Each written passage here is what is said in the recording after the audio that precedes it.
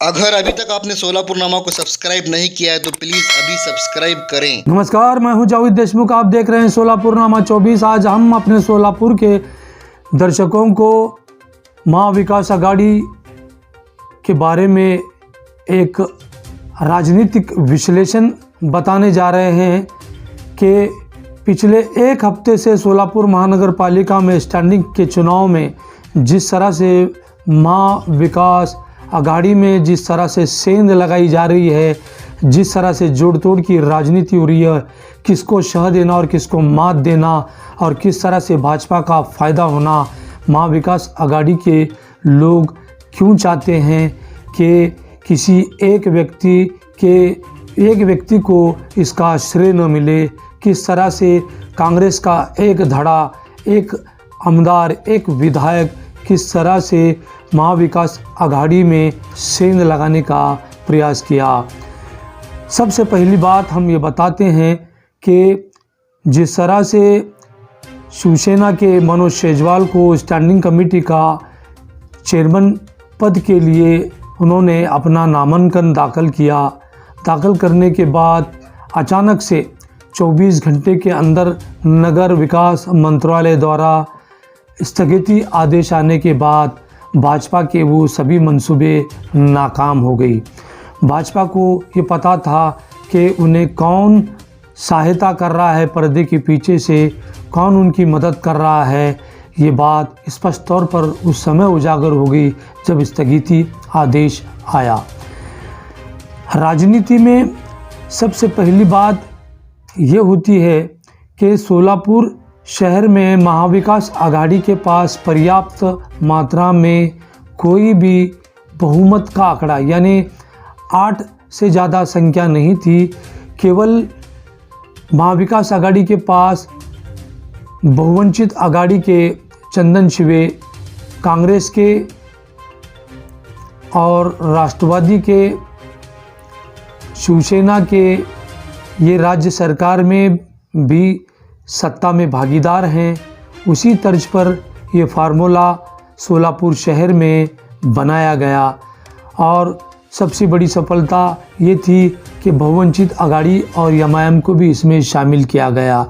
मगर एमआईएम की भूमिका दोहरे मापदंड की तरह बनी रही।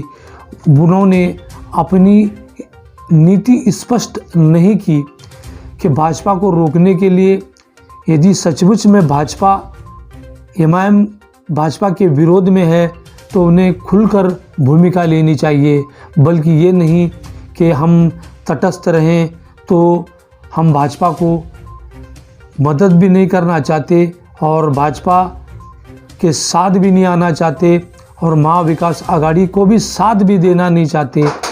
इस बात का हम अपने दर्शकों के सामने रखना चाहते हैं कि एमआईएम अगर तटस्थ की भूमिका यानी गैर हाजिर रहना चाहती है तो फ़ायदा किसको होगा और किसकी वजह से भाजपा को फ़ायदा होगा, ये अनुमान आप समय लगाइए। भले ही महाविकास आघाड़ी में एमआईएम शामिल न हो, लेकिन फ़ायदा वो किसको पहुंचा रही है इसका भी अनुमान सोलापुर शहर की जनता को करना चाहिए। कांग्रेस की भूमिका भी दोहरे मापदंड की तरह रही। महा विकास आघाड़ी के साथ तो थे मगर पर्दे के पीछे वो किसको मदद कर रहे थे, ये बात भी स्थगिती आदेश आने के बाद जनता के सामने आई। आप सोलापुर शहर की जनता खुद जान लें कि महा विकास आघाड़ी के नाम पर कौन किसको मात दे रहा था, कौन किसको शह दे रहा था। भाजपा के हौसले इतने बुलंद क्यों थे। मैंने स्वयं विजय कुमार देशमुख से बात की तो उन्होंने जो स्पष्टीकरण मुझे दिया, लेकिन वो चैनल और कैमरे के सामने उन्होंने नहीं बताया। मेरी निजी तौर पे बातचीत हुई, उनके समक्ष मैं गया, उनके कार्यालय में उनसे पूछा तो उन्होंने जो कहा वो बड़ा चौंकाने वाला था। मैं कैमरा नहीं रहने से और इस बात को मैं पुख्ता सबूत के तौर पे अपने दर्शकों को बताना नहीं चाहता और आप अनुमान भी नहीं लगा सकते, क्योंकि समाचार में या न्यूज़ चैनल में कोई खबर प्रसारित करना है तो उसका पुख्ता प्रमाण हम अपने दर्शकों को देना चाहिए। लेकिन मैंने जो बात की तो उन्होंने स्पष्ट कहा कि महाविकास आघाड़ी के पास बहुमत ही नहीं, बहुमत तो दूर की बात है, उनके पास 4 या 5 ही सदस्य हैं।